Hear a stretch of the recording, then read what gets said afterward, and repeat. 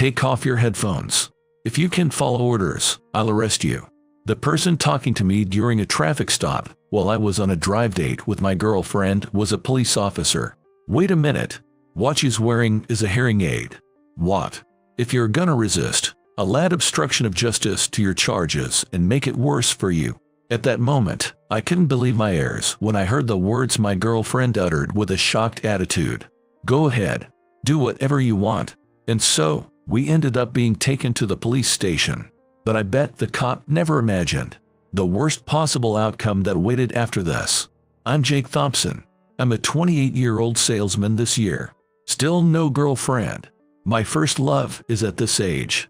No, let's stop there. I myself don't have any exciting stories, but when you reach this age, everyone around you starts getting married one after another. When you see their social media icons filled with blissful images or baby hands, it really hits you hard. At this rate, I might be single for life. No matter how long I've been without a love life, the thought of that is just too lonely. If you ask me why I, who's facing the prospect of being a lifelong bachelor, don't have a shred of romance in my life despite my panic, the answer is simple. My job is insanely busy. I wake up early as usual, wash my face, shave, and get ready. As a salesman, my suit and dress shirt have to be immaculate. It's pretty bleak that I iron them myself every day. And before heading to work, I stop by my regular cafe.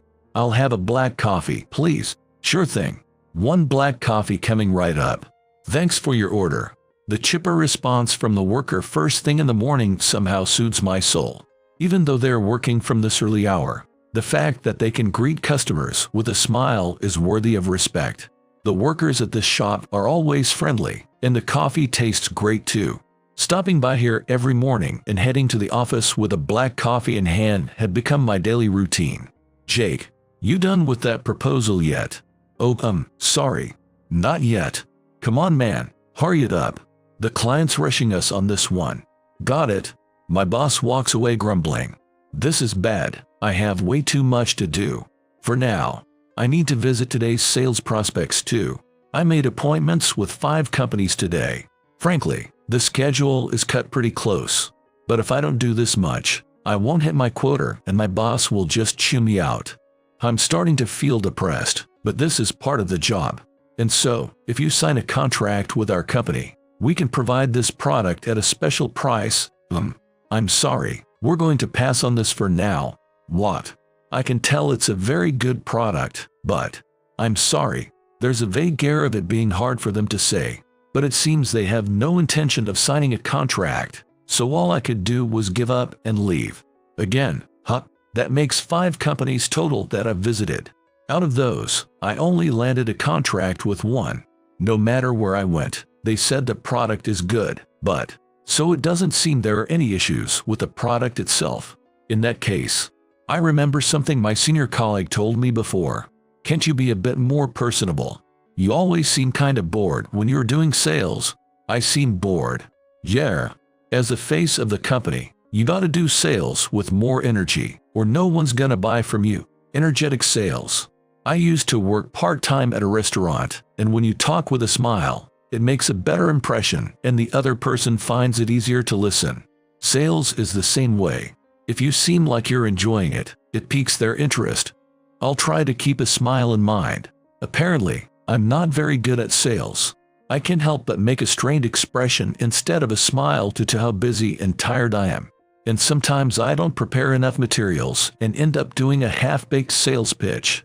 When it gets like this, my sales attempts inevitably fail one after another, and my motivation keeps dropping.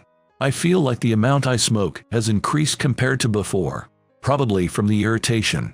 I want to quit, but I can't seem to stick with it. Jake, how long are you gonna keep working? Oh, I'll be heading out soon.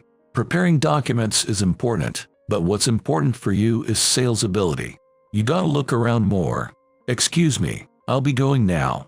Sensing that my boss is about to start lecturing me, I flee from the office like I'm running away. Making documents for tomorrow's sales visits. Preparing estimates. There's an endless amount to do but not enough time, so every day is filled with overtime work. It's already completely dark outside, and the dazzling city lights are almost painful to look at. The time is already 9:30 p.m. Another long overtime session. Swamped with a brutal workload every day. I don't have time for romance. Weekdays are for work. On my days off, I'm either lying around at home exhausted or busy catching up on household chores. Seeking out encounters was out of the question. Morning came again today. Still feeling depressed, I get ready as usual and leave the house. I go to my regular cafe like always, and I see an unfamiliar girl standing at the counter. Maybe they hired someone new. "Excuse me, one black coffee please." When I speak to her, she makes a troubled expression for just a moment. Then she speaks in a stilted way. "I'm sorry, I'm deaf, so please point to your order." What? She's deaf? I look near her ears and see that she's wearing hearing aids. She's speaking and reacted to my words, so maybe she can hear a little. But if she's wearing hearing aids, it must mean she's practically deaf. I never imagined they'd hire someone like that. Feeling a bit puzzled, I point to the black coffee on the menu she's holding out. Then she smiles happily and seems to say something in sign language. Wait, I don't know sign language. As I'm standing there at a loss, this time she giggles with a laugh. "Thank you very much." "Oh, I see. No, I'm the one who should apologize for not noticing. Wait, you can't hear me, right? I'm sorry." Hee. I reflexively speak. Then remember that it won't be conveyed to her and apologize without thinking. But even that might not be getting across to her fully, and in my fluster, it seems she found that funny. She laughed at me. In any case, it's a relief that she doesn't seem to be offended. I take the freshly made black coffee and leave the shop. It was the same shop as always, but it felt fresh, like I had gone to a completely different place. After that, I often saw her standing at the counter. She comes to work early every morning, which impresses me. "Good morning." The usual, "Please." "Okay." I habitually speak while pointing to my order, which I've gotten used to. She prepares the coffee with a smile and hands it over like always. At that moment, she passes me a small card along with the coffee. "What's this?" Looking at it, it seems to be a card with a brief message. It says thank you for your hard work every morning, and for a second my heart races. To think she remembered me, just one of her many customers. Before I knew it, I had become drawn to her as she earnestly worked while shouldering the handicap of being deaf. The way my heart pounds when she smiles at me. Then one day on my day off, my fridge is nearly empty. I really need to go grocery shopping. I finally drag myself up and head to my usual supermarket, where I spot a familiar face I've been seeing lately. Oh, she must have noticed me too, as our eyes meet. It's the worker from that cafe. I never imagined I'd run into her here. "Hello, is it your day off today?" "Oh, yes, it is." I stammer, not expecting her to talk to me first. "Ah, that's right, you can't hear. What should I do in this situation? Write it down or something." As I'm flustering, she laughs in an amused way again with a giggle. "I'm wearing hearing aids, so I can hear a little. My left ear is completely deaf though." "Oh, I see. That's good." "Yes. When I'm at work, I ask customers to point to their orders as much as possible to avoid mistakes. I think that way, both sides can order with peace of mind." "That's amazing. I can't believe you put that much thought into it. It's hard to tell someone has difficulty hearing just by looking at them, you know. If a customer ordered normally but then gets told they weren't heard properly, they're gonna get a bit annoyed too. Although there's a slight awkwardness, she seems able to hold a conversation pretty smoothly. It's really amazing that even while dealing with the handicap of being hard of hearing, she can still be so considerate of others. In contrast, I'm told I'm not good at sales, and even now I keep stumbling over my words because I don't know what to say. It's kind of pathetic. As I'm at a loss for words, she speaks as if remembering something. "Oh right, my name is Emily. Emily Clark." "Oh I'm Jake Thompson." "Miss Clark." "Yes." "Are you a salesman, Mr. Thompson?" "That's right." "How did you know?" "You're always wearing a well-pressed suit, so I just kind of figured." She really pays close attention to people. I never imagined she was watching me that closely. Feeling embarrassed now, I'm at a loss for words, and Emily hastily says, "I'm sorry for holding you up. You're on your way out, right? Please be careful." "Oh no, I should be the one apologizing." "Thank you." I part ways with Emily. I was actually a bit happy to be able to talk this much with the person I'm interested in. She really is a good person. After that, my interactions with Emily continued. Good morning. Oh, good morning, Mr. Thompson. The usual, please. Sure. Work hard today. My order got through as the usual, and maybe because we introduced ourselves, Emily started calling me Mr. Thompson. It feels like we've gotten closer than just a regular customer. No, I can't get carried away. I'm just a customer, and Emily is a worker. I told myself that, but the more we interacted, the more my feelings of liking her grew. And then one day, I finally mustered up my resolve. The usual morning. I head to the cafe and order my coffee. The usual, please. 1 black coffee, right? And, if you don't want this, please throw it away. Huh? I thrust a memo at the puzzled-looking Emily, take the freshly made black coffee in one hand, and flee the store as if running away. I finally gave it to her. What I just forced on her was a memo with my contact info. There's no way I could ask to exchange contact info out loud. This is the best I can do. Ignoring my loudly pounding heart, I hurry to my workplace. I wonder if she'll contact me. Despite my worries, it came surprisingly quickly. During a work break, even as I'm battling eye strain from writing documents, I check my phone while smoking a cigarette in the smoking area.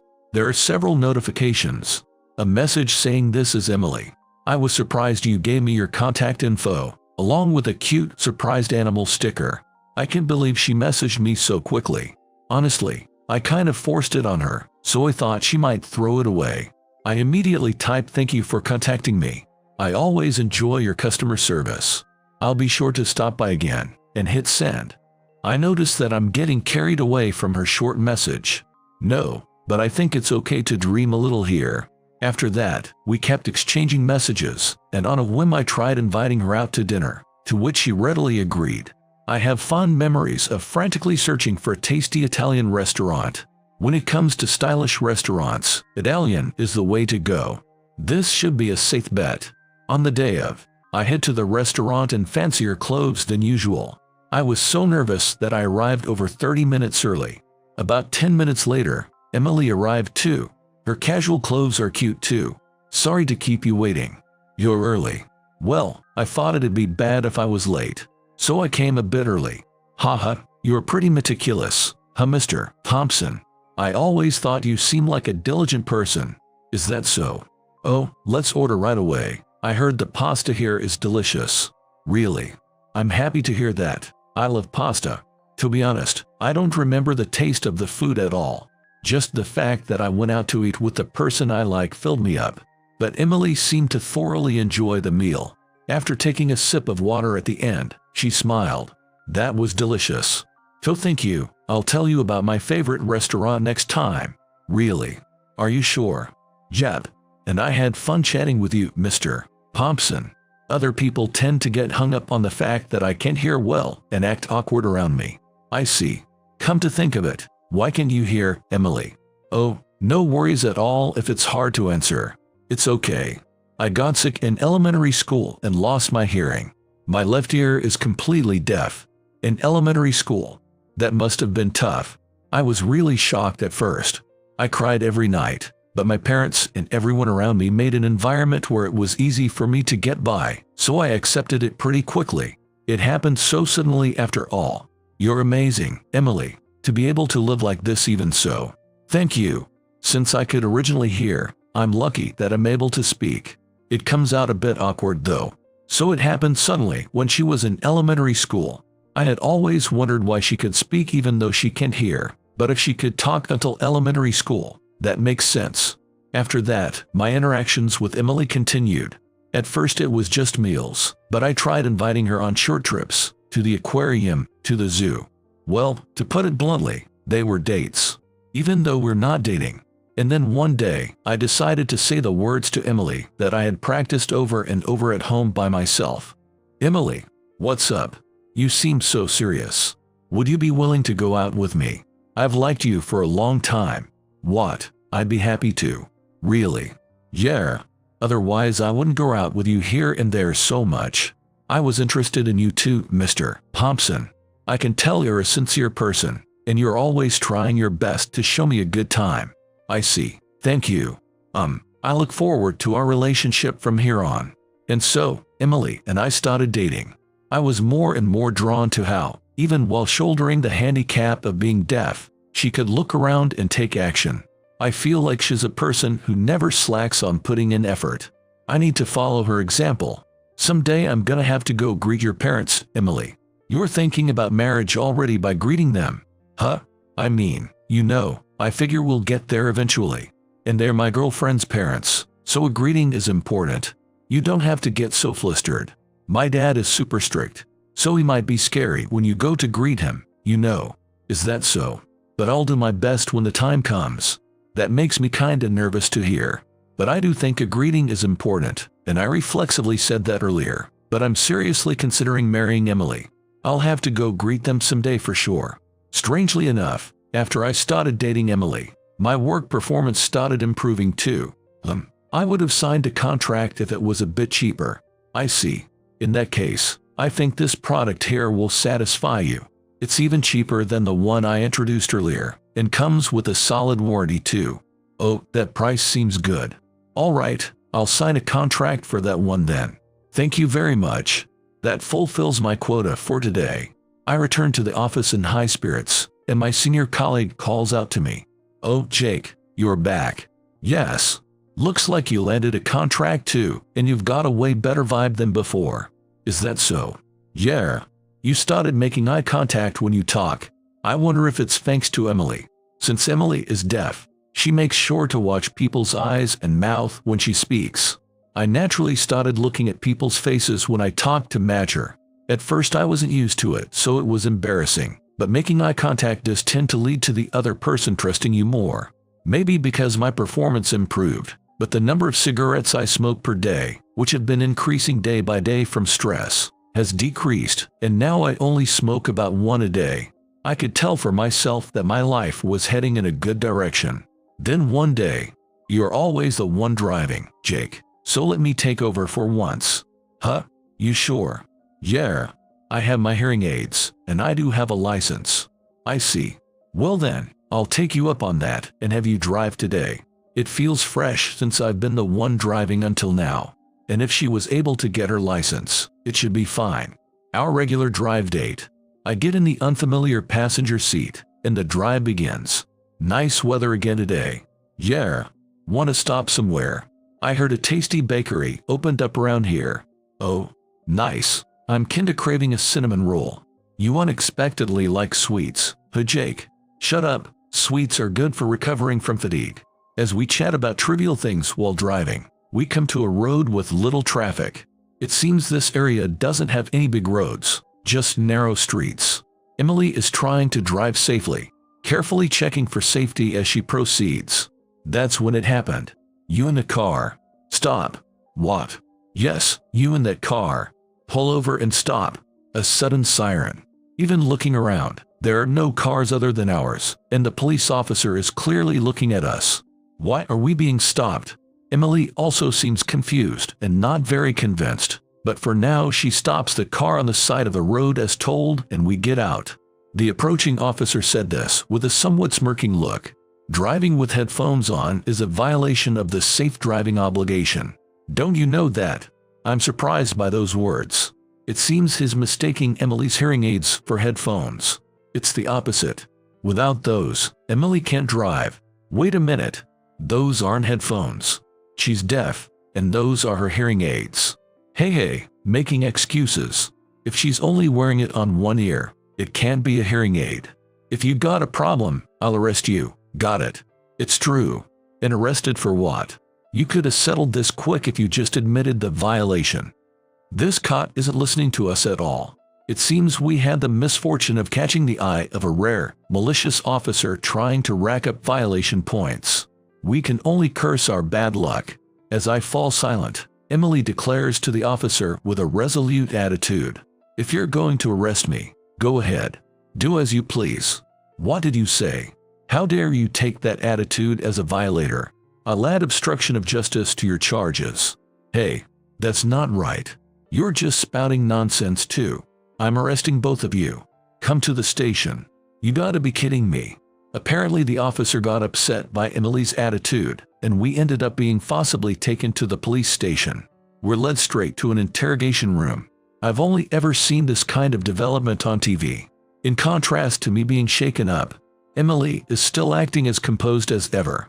Do you two understand what you've done? Increasing your own charges. I can only think you're idiots. Your attitude is out of line too. Arrested over something like this. It's justified. If anything, you're the ones who committed a violation first. As we're having this endless back and forth, several officers come in after opening the door. Did they come to hear our story? But as soon as they enter the room, they let out surprised voices and their faces turn pale. What the? Huh? Why? Thank you for your hard work. Could you call my father, please? Yes. The officers who came in hurriedly leave again. Seems I'm not the only one who doesn't know what's going on, as the officer who arrested us looks suspicious too. Gonna call your parents and have them help you out. That's just like a woman. You think if you cry, people around you will save you. You're the one in the wrong here. No, I won't do anything like that. Shortly after, the officer from earlier returns to the room. I brought him. Please excuse me. Just what is going on here? What? Sir, and he turned to Emily. You know the police superintendent. Police superintendent. Seeing the serious-looking man who entered, the officer springs up. If he's the police superintendent, that means he's the head of the Metropolitan Police Department, maybe the highest-ranking police officer. Why would someone like that? No, Emily did just say please call my father. So in other words, did you do something to get arrested, Emily? No. He mistook this for headphones and said it was a violation. Then when I objected, he said he'd arrest me and brought me here. Is that true? Well, that's... The officer who arrested us has a strained expression, unable to say anything and just mumbling. Of course, he can't say that he arrested the police superintendent's daughter like this. It's clearly a false arrest too. Did you properly confirm with your own eyes whether it was headphones or not? Was it behavior worthy of arrest and bringing them to the station? No, I didn't. I caught them to rack up points. What do you think the police exist for? You're supposed to protect civilians. What is the meaning of causing trouble for them? Eek. I'm very sorry. You should be apologizing to someone else. Have you lost the ability to understand even that? No. I'm truly sorry for mistaking your hearing aids for headphones and falsely arresting you, and for not knowing you were the police superintendent's daughter and taking an inappropriate attitude. It's not about being the police superintendent's daughter. I think your language toward people was unsuitable for a police officer. I'm really very sorry. It might have been misleading that I only wear my hearing aid on one ear. My left ear is completely deaf, so I only wear it on my barely hearing right ear, which probably made it look like headphones. I apologize for that. I remember something she told me before. She said hearing aids are expensive, so she has given up on her deaf left ear and only wears one on her hearing right ear. Certainly, if you can't hear at all, it'd be normal to wear them on both ears. Even so, Emily is such an accomplished person to be able to say she was also at fault there when the police are clearly in the wrong for falsely arresting us. I'll consider your punishment later. You two are free to go. I never imagined I'd meet Emily's father under these circumstances. Forget strict, isn't he an elite? It would have been nice if I could have played the role of a good man who saved her, but as I am now, I'm just someone who got arrested alongside her without being able to say anything back. As I'm keeping silent out of awkwardness, Emily's father slightly relaxes his mouth. So you're Mr. Thompson? Yes. I always hear about you from Emily. Even though it ended up like this, thank you for being there for Emily. What? No, I haven't done anything worth being thanked for. I heard you're good at being considerate. Even now, you're standing on Emily's right side so she can hear better, right? Huh? This isn't the place to talk, so come visit our home sometime. There are various things I want to discuss. Understood. I'll take you up on that and visit soon. I never thought I'd be praised. Standing in the ideal spot for Emily has practically become a habit. When walking on the road, I make a point to stand on her deaf left side, and when talking I stand on her right. So apparently I naturally took that positioning now too. And to think he's heard about me from Emily. We safely made it home that day, bringing the tumultuous drive day to a close. Several days later, Emily said, "Would you come to my place?" So I nervously went to Emily's family home. "Come in. Pardon the intrusion. Emily's father, who I met at the police station the other day, is in the living room I'm shown to." "Oh, you came. Thanks for having me. You don't have to be so stiff. About that police officer from before, I had him receive disciplinary action. Seems he was always trying to rack up points, issuing tickets even for things that weren't violations." "I see. I'm glad to hear that. Of course, he likely won't be able to become a police officer again. Someone who behaves like that isn't fit to be an officer. We don't want any more victims like us. If he was always doing it, he probably issued tickets like that to many people until now. What a nuisance. I'm glad he dealt with it properly. My relief is short-lived as the topic shifts to something that makes me nervous. And I heard from Emily that you're apparently considering marriage." "What?" "Yes, that's right. I may still be lacking in some ways, but I'm seriously considering marrying your daughter." "I see. I can entrust her to you. I'm the one who should be asking you to take care of my daughter." "Are you sure?" "Yes. Every story I hear about you from Emily is a good one. She may not look it, but being my daughter, she has a good eye for people. Maybe because of all the hardship she's been through until now, meeting you has put her at ease. She's always talking about you." "Hey, stop that. Ha ha ha. No need to get shy. It's the truth. I was super nervous because I heard he was strict, but he's actually very kind. I bet Emily can be so considerate of others because she was raised by such a thoughtful person. It does feel a bit awkward to be praised this much, but that evaluation is probably a fair one for the me that Emily has observed. I never thought she talked about me that much though. I'm relieved to have our marriage approved too. Next is the wedding. Gotta work hard and save up a lot of money. I want to continue following the example of those around me and being a considerate person.